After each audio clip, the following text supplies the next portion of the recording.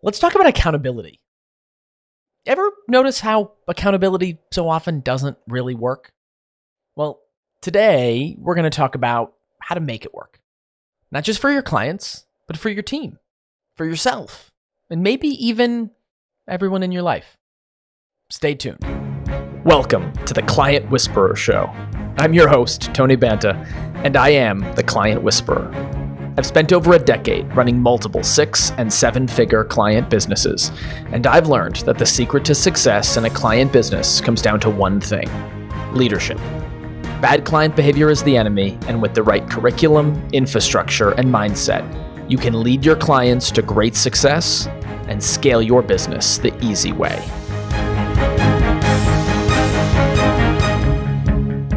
So why doesn't accountability work?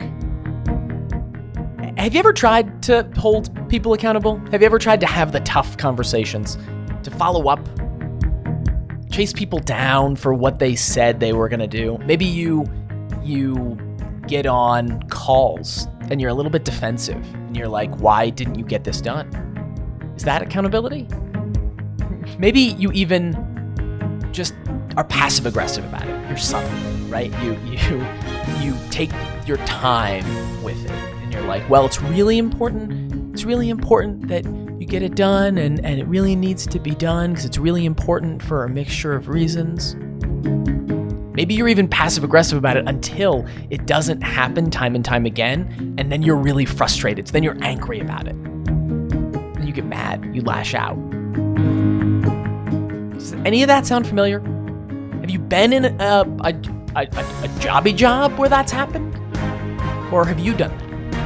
Maybe a mixture of all of the above. Well, I've been there. I'm not here to judge, but I am here to hold myself and you accountable, because there's actually a new way that you can make that happen, that you can make accountability work without it needing to be awkward. We call that systematic accountability.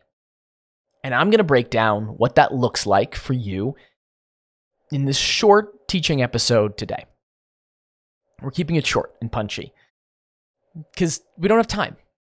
We're all busy. You're busy. We're busy. Here's what systematic accountability is, besides a tongue twister. It's really hard to have to manage clients and team members and processes when you're relying on your brain to do all of the management. So instead, we want to offload that from our brains. We want to offload that so that we can be a leader. We can be that scaling CEO, that impressive leader, which means having the tough leadership conversations, but it also means being okay with offloading some of the work of finding out what has happened. And that's what systematic accountability is all about. It's about not waiting until you're asking the question of, hey, did you do blank? It's about letting a system take care of that for you. And in this case, I actually mean a technology system. So I'm actually going to share some of what we teach to our private clients around client accountability. And that is forms. Send out a form before your call that actually checks in with the client and says, hey, have you done what you said you were going to do? Now, here's the purpose of systematic accountability, and here's the difference. Because when we ask each other this question, usually it feels judgmental to the person on the receiving end of that question. Even if you don't mean it that way, it can feel judgmental.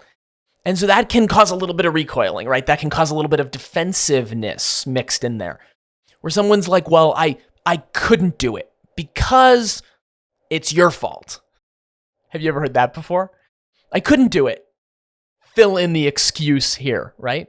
We've talked about excuses on the show before, but accountability is not about that. Accountability is about our shared responsibility to the goal and outcome.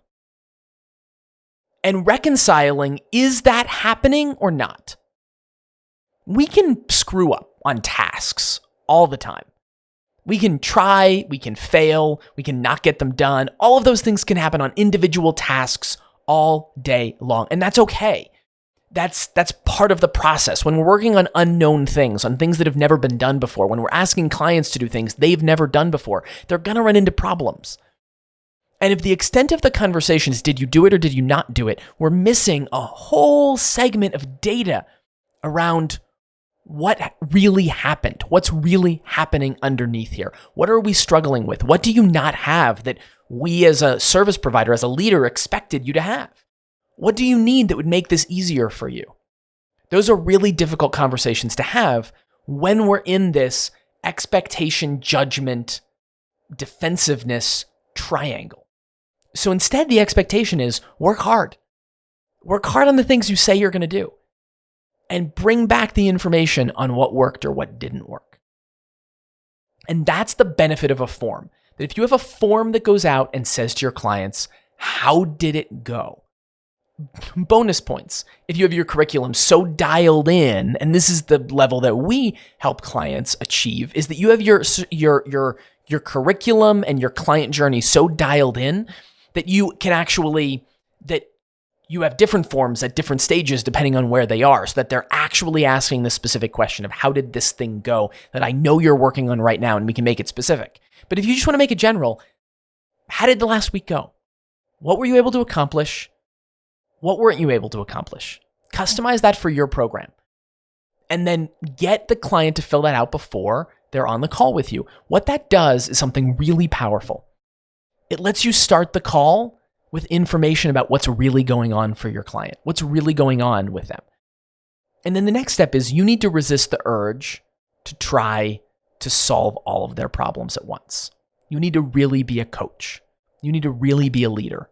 You need to ask them more questions and help them come to the conclusion of what they need to remove from their mix, what they need to make room for the right solutions to start to take hold. So, next step, we're going to talk about the team. How do you apply systematic accountability to your team? And here's how. Every meeting that you have with your team, it could be a stand-up meeting, it could be a team meeting, you could call it all kinds of different things. But every meeting with your team, someone has to facilitate. And every one of the attendees needs to be responsible to bring something to that meeting. Data, feedback, their progress from the last week. You want to bullet point all of those things out. This is the same principle of systematic accountability. You want those to be bullet pointed out, and every team member comes to the meeting with those things prepared. And every meeting, every time the team is working together, there is a facilitator who's going to ask those questions. It's not acceptable to come to the meeting without those things prepared. That then has to be a hard and fast rule. As soon as you've actually put this in place, that needs to be the real boundary. When that isn't happening, then you need to take that conversation offline and have a one-on-one with that team member to say, why isn't this happening? What's going on? What's standing in the way of this for you? You know this is important. You know this is the one requirement to show up to this meeting. What's going on? But very soon, what you're going to know is just by the very nature of you asking the question, this goes for clients when you have the form as well, just by the very nature of the fact that you're asking the question, you actually unlock an incredible ability for people to know, hey, this is important. This is being focused on. This is being worked on. I'm going to be asked about this later. And that is the basis that allows you to actually have the conversation, to have the tough conversation when it doesn't work, when something's standing in the way. You also get an even more powerful dynamic that can come out of this. And that is people will actually start to self-identify that they have a problem and ask for help. That's the powerful outcome from systematic accountability, is that people self-realize that they're not doing okay, and then they show up and say, hey, I need help. This is not working. Team members will do that before the meeting even starts. They'll be like, I'm overwhelmed. Something isn't working for me. And here's the point. Here's the value level truth that we want you to understand from systematic accountability. The point is not that everybody does everything always. The point is that you find out the systematic reasons why it's hard, and then you help them remove them. It could be that the problem is your expectations are too high. It could be the problem that you only have them working 10 hours a week and they really need to be working 15, that they really don't have enough time to get it all done. It could be that they're doing the work, those pieces, in inefficient ways. They can actually make that more efficient if they only knew more of what you knew. They just need your help. That's what systematic accountability is all about. It's about our responsibility to the ultimate goal, the ultimate result that we're all working towards together. You get that right, you unlock incredible things in your client program and in your team.